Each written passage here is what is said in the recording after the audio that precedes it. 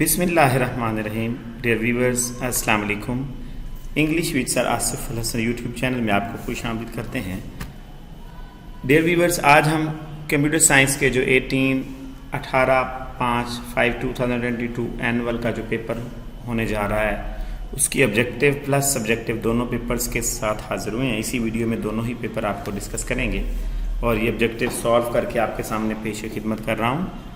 और एक रिक्वेस्ट कि अगर आप मेरे चैनल पर न्यू हैं तो आप मेरे चैनल सब्सक्राइब लाजमी कर दीजिएगा और नोटिफिकेशन बेल आइकन लाजमी प्रेस कीजिएगा ताकि हर आने वाली नई वीडियो आप तक फ़ौरन पहुंच सके।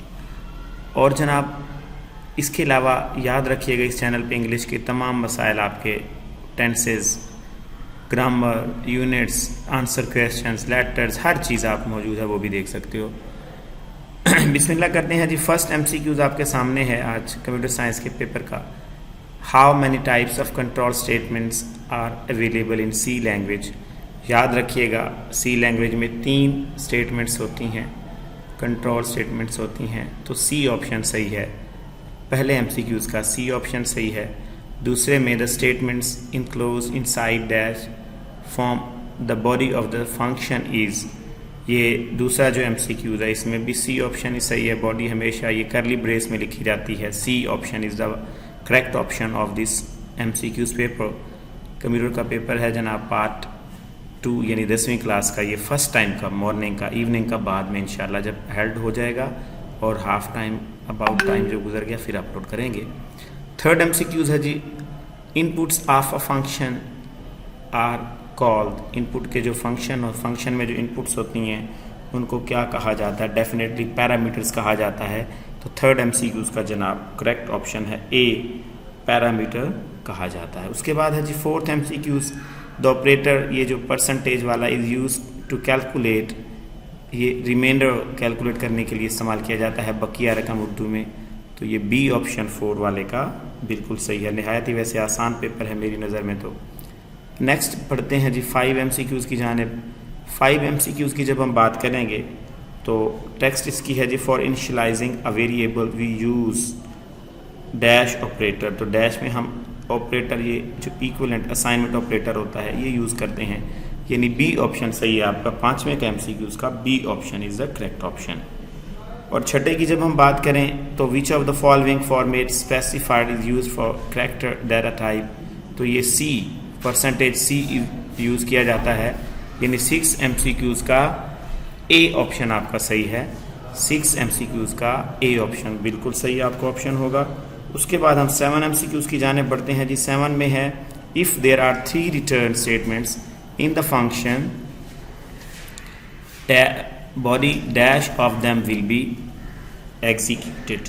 याद रखिएगा 7 MCQs में 1 अगर आपके पास कि अगर फंक्शन बॉडी में 3 रिटर्न स्टेटमेंट्स हों तो इनमें से एक भी चलेंगी, तो ये डी ऑप्शन सही है आपका 7 MCQs का।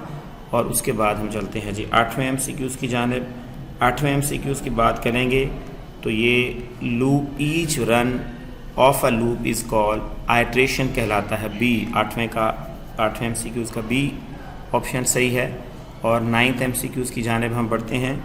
9th MCQs की जब हम बात करेंगे what is the output of a following code, इसको जब सॉल्व करोगे तो ये 30 आता है। 9th MCQs का option A is best option. और 10वें MCQs की जब हम बात करेंगे और last MCQs of this paper कि in if statement the condition is written within these symbols. तो ये कंडीशन हमेशा ये स्मॉल ब्रेस में लिखी जाती है। डी ऑप्शन सही है 10वें का भी। तो ये आपका जनाब पेपर था जो आज फर्स्ट टाइम का पेपर हेल्ड हुआ। नहायत ही आसान पेपर मेरी नज़र में। और इसके बाद हम सब्जेक्टिव की बात करते हैं तो आपके सामने जनाब सब्जेक्टिव भी हाजिर खिदमत है। सब्जेक्टिव पेपर में ये आपके पास शॉर्ट क्वेश्चन थे। Who is programmer, what is the integrated development environment ID। नहायत हर साल पेपर में आता है। Describe the purpose of a compiler का क्या मकसद है। Find the result of given expression. Define reverse words. What is the difference between operator and और ऑपरेटर ऐसे और दिया नहीं, जस्ट ऑपरेटर। चलो ऑपरेटर और ऑपरेटर एंड में फ़र्क बताना था। और इसके अलावा जनाब नेक्स्ट 3 जो पार्ट आपका था उसमें भी शॉर्ट क्वेश्चन है। What is condition, define selection statement, right syntax of the if else statement, what is the sequential control, right the syntax of अरे डिक्लेरेशन, नहायत ही अहम था ये भी। What is the output of the following code, ये code programme दिया गया, नहायत आसान पेपर ये भी। और फोर्थ पार्ट की जानिब हम बढ़ते हैं। फोर्थ पार्ट में जी what is the mean by built in functions, write the use of for loop, what is the output of the following code, ये दिया गया है। What do you know about the return keyword, क्या होता है। Find the errors in the following code, error क्या थी वो आपने बतानी थी। और इसके अलावा जनाब लास्ट क्वेश्चन है वो write the procedure to call a function. आखिर में जनाब लॉन्ग क्वेश्चन की हम बात करते हैं तो 3 लॉन्ग क्वेश्चन थे। प्रोग्राम की तारीफ़ करनी थी और प्रोग्राम की साख, यानी define a program, write details note on the structure of a C program, नहायत ही आसान और अहम। दूसरा question what is escape sequence, explain any 2 escape sequence with example, नहायत आसान था ये भी। Write a program to print sum of first और natural numbers using for loop, बड़ा ही आसान पेपर था मेरी नज़र में। बेस्ट ऑफ लक जनाब, ये आपका पेपर था आपके सामने।